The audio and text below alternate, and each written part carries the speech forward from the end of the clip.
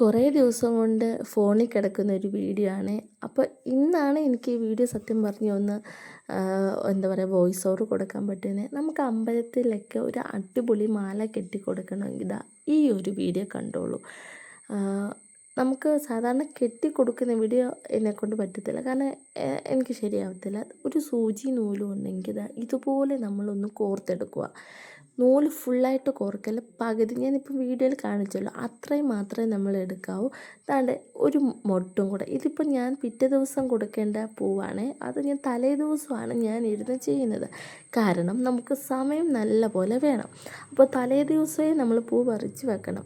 നോക്കുക ഇതുപോലെ നമ്മളപ്പോൾ ആ ഒരു ചെമ്പരത്തിയുടെ മൊട്ട് ഫുൾ നമ്മൾ ആ നൂലിൻ്റെ അറ്റം വരെ നമ്മൾ കോർക്കത്തില്ല, ഒരു ഇച്ചിരി ഡിസ്റ്റൻസ് കൊടുക്കുക.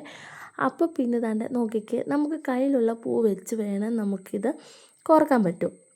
അതായത് അമ്പലത്തിൽ കൊടുക്കാൻ പറ്റുന്ന ഫ്ലവർ മാത്രമേ പറ്റത്തുള്ളൂ.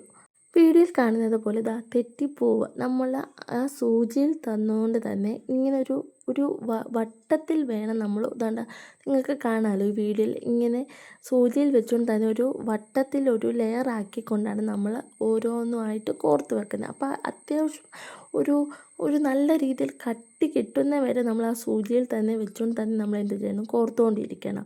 പിന്നെ തുളസിയില, ആ തുളസിയിലയൊക്കെ നമുക്ക് മാല കിട്ടുന്നതിൽ നല്ല ബെസ്റ്റ് ആയിട്ടുള്ളൊരു ഇതാട്ടോ.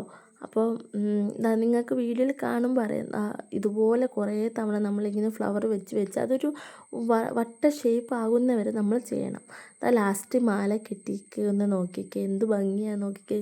നേരിട്ട് കാണാൻ ഇതിലും നല്ലതാണ് കേട്ടോ.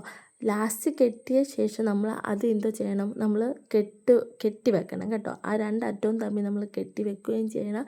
പിന്നെ തലേ ദിവസം കോർക്കുന്നുണ്ട്, നമുക്ക് വെള്ളം കുറച്ചൊന്ന് തളിക്കുകയും വേണം കേട്ടോ. അപ്പോൾ നമ്മുടെ വീഡിയോ ഇന്നത്തേക്ക് ഇത്രയുള്ളൂ. Okay, by.